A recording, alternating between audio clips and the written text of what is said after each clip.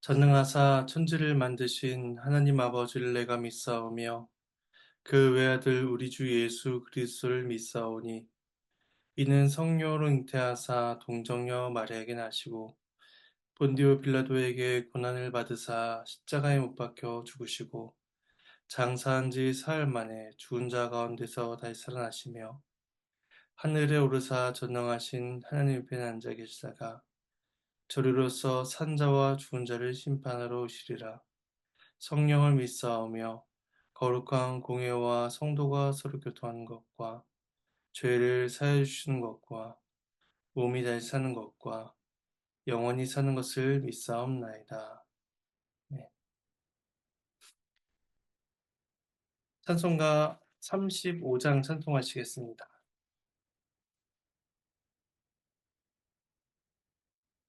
찬송가 35장 1절과 4절을 찬송하시겠습니다. 함께 찬송합니다.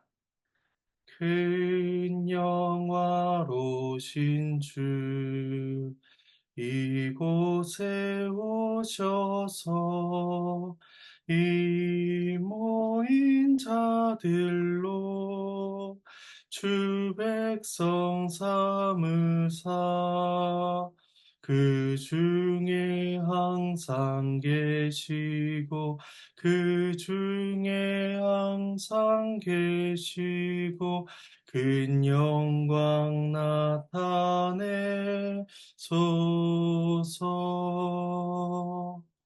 주 믿는 만민이 참 진리 지키며 옛 성도들 같이 주 찬송하다가 저 천국 보좌 앞에서 저 천국 보좌 앞에서 늘 찬송하게 하소서. 아멘.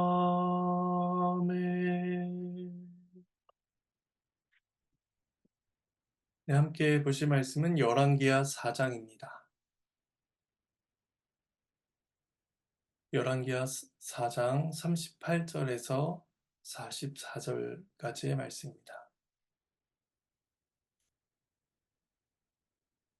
네, 본문은 말씀을 살피가는 가운데 봉독하도록 하겠습니다.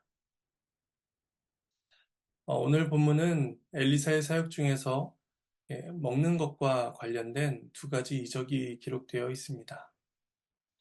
이를 통해서 하나님은 죽음의 위기에 있던 자들에게 생명을 주시고 또 궁핍한 시대에 풍성함을 제공해 주신다는 것을 보게 됩니다. 본문은 두 부분으로 나누어 볼 수가 있는데 38절에서 41절은 길갈의 제자들을 돌보시는 장면이고 42절에서 44절은 보리떡 20개와 채소로 무리들을 돌보시는 장면입니다. 먼저 38절에서 41절까지 말씀을 봉독하겠습니다.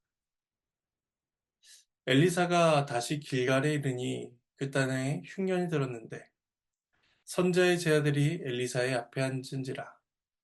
엘리사가 자기 사환에게 이르되 큰 솥을 걸고 선자의 제자들을 위하여 국을 끓이라 하매 한 사람이 채소를 캐러 들에 나가 들포도 덩굴을 만나 그것에서 들호박을 따서 옷자락에 채워가지고 돌아와 썰어 국 끓이는 솥에 넣되 그들은 무엇인지 알지 못한지라. 이에 퍼다가 무리에게 주어 먹게 하였더니 무리가 국을 먹다가 그들이 외쳐 이르되 하나님의 사람이여 솥에 죽음의 독이 들어있나이다 하고 능히 먹지 못하는지라. 엘리사가 이르되 그러면 가루를 가져오라 하여 솥에 던지고 이르되 퍼다가 무리에게 주어 먹게 하라 하매 이에 솥 가운데 독이 없어지니라. 엘리사는 엘리야와 같이 여러 지역들을 순회하면서 제자들을 교육하며 지도한 것으로 보입니다. 그중 길갈에도 선자의 제자들 무리가 있었던 것이죠. 이렇게 지역마다 선자의 제자들이 모여 교육을 받는 것은 바알 숭배가 만연한 북이스라엘의 현실을 반영하고 있다고 할 수 있습니다. 왕국의 바알 숭배로 인해 하나님께 대한 온전한 예배를 유지하기가 어려웠을 것이며 그로 인해 경건한 백성들은 영적으로 궁핍해질 수밖에 없었습니다. 이에 하나님께서는 선지자들의 무리를 각 지역마다 세우심으로써 그들이 백성들의 영적 형편을 돌아볼 수 있도록 하십니다. 그리고 그들을 교육하시기 위해서 엘리야와 엘리사 같은 선자들을 사용하신 것이죠. 그런데 하나님께서는 자기 백성의 영적인 양식만이 아니라 육적인 양식도 책임져 주시는 분임을 오늘 본문을 통해서 알려주십니다. 엘리사가 길갈에 방문했을 때에 그 땅에 흉년이 들어 있었습니다. 그래서 엘리사는 무리를 먹이기 위해 자기 사원에게 국을 끓이라 라고 지시합니다. 이에 제자 중 한 사람이 채소를 캐러 들로 나갑니다. 히브리어에서는 사람과 짐승이 먹을 수 있는 풀이나 채소를 뜻하는 단어가 있는데 본문에서 사용된 채소라는 단어는 이제 이 본문에서만 사용이 되고 있습니다. 그러니까 일반적으로 식용으로 사용하지 않고 또 사람들에게 잘 알려지지 않은 그러한 식물을 가리킵니다. 채소를 캐러 나간 제자는 덩굴을 만나게 되고 그 덩굴에 달려있는 들호박을 옷자락 가득히 담아가지고 오게 됩니다. 여기서 그 이 들호박도 어떠한 열매인지 정확한 어떤 열매를 말씀하고 있지 않기 때문에 학자들은 여러 의견을 제시하기도 합니다. 하지만 여기서는 그것이 어떤 종류인지는 별로 그렇게 중요한 것은 아닌 것 같습니다. 이제 들호박을 가지고 온 제자는 그것을 손질하여 국 끓이는 솥에 넣게 되는데 제자 중 누구도 그것이 독성을 가지고 있다라는 사실을 알지 못했습니다. 이처럼 잘 알려지지 않은 그 덩굴의 열매를 따서 먹는다는 것은 당시에 임한 흉년이 얼마나 심각한 것이었는가를 짐작하게 합니다. 음식이 준비되자 무리의 국을 퍼주었는데 국을 먹은 사들은 하나님의 사람이여 솥에 죽음의 독이 있습니다 라고 외칩니다. 아마도 국에서 쓰고 역겨운 맛이 났을 것이며 구역질이나 또는 복통을 호소하는 사람들도 있었을 것으로 생각됩니다. 하나님의 사람을 부르는 그들의 외침은 엘리사만이 이 상황을 해결해 줄 수 있으리라라고 믿고 있었습니다. 이런 외침은 1절에서도 한 여인이 엘리사를 찾아 부르짖으며 도움을 요청하는 모습이 나오고 있는데 그 1절에서 외치는 그러한 여인과의 그러한 간절함처럼 이 제자들도 무리들도 엘리사를 찾고 있는 것입니다. 그러자 엘리사는 가루를 가져다 솥에 뿌리고 그 후에 무리에게 먹도록 명령합니다. 이것은 2장 21절에서 엘리사가 여리고 성읍의 물 근원에 소금을 던져 물을 고친 사건과 또한 출애굽기 15장 25절에서 모세가 마라의 쓴물에 나뭇가지를 던져 그 물을 달게 만든 사건을 연상시킵니다. 하나님께서는 엘리사와 모세, 이란 선지자를 통하여서 그들이 겪고 있는 문제들을 해결해 주십니다. 이것은 그들이 선자임을, 그 선자의 자격을 증명하기 위해서 그 일을 한 것이 아니라 하나님의 선자이기 때문에 그 일을 행할 수 있었던 것입니다. 이로써 하나님은 사망의 국물을 생명의 국물로 바꾸어 주시고 또 죽음과 같은 기근을 풍성한 식탁으로 회복시켜 주십니다. 하나님만이 이 일을 하실 수 있는 것이며 하나님의 복음만이 죽음의 권세가 가득한 이 세상에 생명을 주실 수 있는 것입니다. 엘리사가 국에 가루를 뿌려 독성을 없앤 것은 마술적인 술수가 아니라 하나님의 권세와 능력과 사랑을 보여주는 일이었습니다. 그래서 하나님께서는 흉년 가운데 어려움을 처했던 하나님의 백성들을 먹이고 살리십니다. 이어진 두 번째 단락도 음식과 관련된 사건을 보여줍니다. 말씀을 봉독하겠습니다. 한 사람이 바알살리사에서부터 와서 처음 만든 떡, 곧 보리떡 20개와 또 자루에 담은 채소를 하나님의 사람에게 드린지라. 그가 이르되 무리에게 주어 먹게 하라. 그 사환이 이르되 내가 어찌 이것을 100명에게 주겠나이까 하나 엘리사는 또 이르되 무리에게 주어 먹게 하라. 여호와의 말씀이 그들이 먹고 남으리라 하셨느니라. 그가 그들을 앞에 주었더니 여호와께서 말씀하신 대로 먹고 남았더라. 하나님의 말씀입니다. 하나님께 감사합니다. 바알살리사라는 마을에서 한 사람이 보리떡 20개와 채소를 엘리사에게 가져옵니다.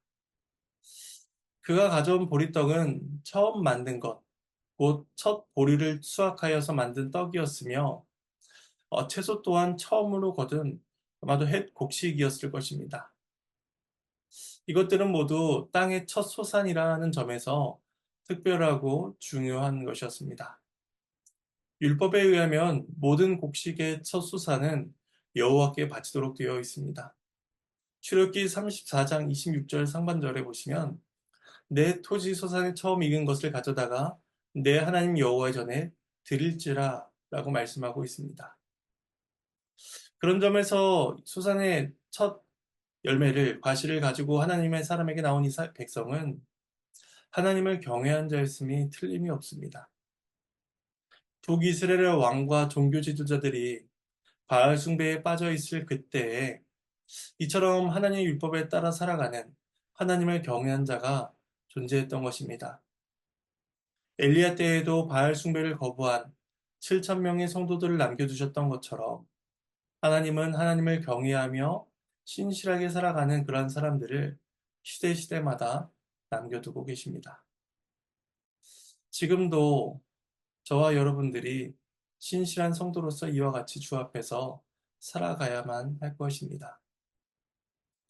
그리고 또한 첫 소산을 바친 것뿐만이 아니라 이 소산을 가져온 시기도 그 사람의 경건을 짐작하게 합니다. 이 바알살리사라는 곳이 정확하게 어떤 지역인지는 알 수 없지만 일부 학자들은 이곳이 앞에 단락인 길갈과 비슷한 곳에 위치한 곳이었을 것이다 라고 짐작을 합니다. 그렇다면 이 말씀의 배경이 앞단락과 비슷하다고 한다면 역시 이때에도 흉년이 들어서 양식이 풍족하지 못한 때였을 것입니다.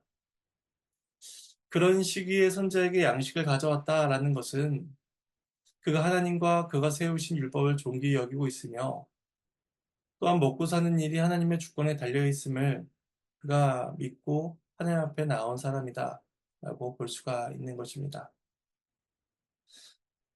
그 사람은 엘리사에게 먹을 것을 가져왔고 또 선지자는 그가 가져온 양식을 무리에게 주어 먹게 명령을 합니다. 그저 그의 사환은 내가 이것을 어떻게 100명이 먹을 수 있겠습니까? 라고 당황해하며 반문합니다. 보리떡 한 개가 한 명이 먹을 수 있는 한 끼의 식사량이었다면 그것은 겨우 20명밖에 먹지 못할 양이었습니다. 하지만 엘리사는 다시 한번 무리에게 줘 먹게 하라 라고 지시합니다. 그리고 덧붙여 말하기를 여호와의 말씀이 그들이 먹고 남으리라 라고 말씀하셨음을 밝히고 있습니다. 결국 그 명령, 무리에게 먹게 하라라는 그 명령은 엘리사 자신의 뜻이 아니라 여호와께서 말씀하신 것에 대한 그 선자의 순종이었던 것입니다. 결국 이 단락은 이성적인 판단으로서 망설이고 있는 그 사환의 모습과 하나님께서 말씀하셨으니 그 말씀대로 이루어질 것이다 라고 믿고 있는 엘리사의 모습이 서로 대조되고 있음을 보여줍니다. 손자가 재차 지시하자 사환이 이제 음식을 그 무리들에게 나누어 줍니다. 그저 여호와의 말씀대로 모든 자들이 먹게 되는데 다 배불리 먹고 남게 됩니다. 마지막 절에 여호와께서 말씀하신 대로 이루어졌다라는 이 언급은 이 앞서 언급되었던 모든 이적들, 엘리사가 행한 이적들이 다 여호와에 의해서 이루어졌음을 우리에게 알려줍니다. 자기 백성의 결핍과 필요를 아시는 하나님께서는 그들에게 때에 따라 풍성한 식탁을 제공해 주시사 모든 자들이 주 안에서 먹고 마시며 만족함을 누릴 수 있도록 하십니다. 이스라엘의 결핍은 흉년에서 비롯되는 것이 아니라 불신과 불순종에서 비롯되는 것임을 기억하며 신뢰와 순종으로서 주 앞에 나아가야만 했던 것입니다. 하나님께서는 과거 광야에서 만나와 메추라기로 백성들을 먹이셨으며 또 훗날에는 예수님께서 보리떡 5개와 물고기 2마리를 가지고 5천 명을 먹이기도 하십니다. 하나님의 은혜와 사랑은 한 가정이든 또 큰 무리든 관계없이 시대마다 베풀어지고 있었습니다. 이처럼 하나님께서 다양한 형편에 처해 있는 자들을 돌보시는 그 까닭은 하나님께서 이스라엘 하나님이 되시며 또한 이스라엘은 하나님의 백성이 되는 그런 은혜로운 언약의 관계가 맺어져 있기 때문이었습니다. 그러므로 하나님의 백성들은 신실하신 하나님을 믿고 그 말씀에 순종하며 하나님이 베푸신 영생의 기쁨을 누려야만 하는 것입니다. 마찬가지로 하나님께서는 오늘날에도 우리와 언약을 맺고 계시며 언약을 맺은 우리들을 여전히 신실하게 베풀어 주고 계십니다. 그래야 우리의 결핍과 우리의 문제와 우리의 모든 어려움 가운데서도 하나님께는 때에 따라 그것을 바꾸시고 도우셔서 풍성함과 생명을 맛보게 하실 것입니다. 이처럼 우리들의 결핍과 죽음을 풍부와 생명으로 바꿔주시는 하나님만이 찬양받으시기를 소망합니다. 말씀에 대한 적용점을 3가지로 짧게 생각해 보도록 하겠습니다. 첫 번째는 엘리사 선자가 독이 가득한 국을 생명의 국으로 바꾸어 주었듯이 우리는 죄와 사망이 가득한 이 세상에 생명의 복음을 전해야 할 것입니다. 그것은 오로지 그리스도의 말씀, 그리스도의 복음만으로 가능합니다.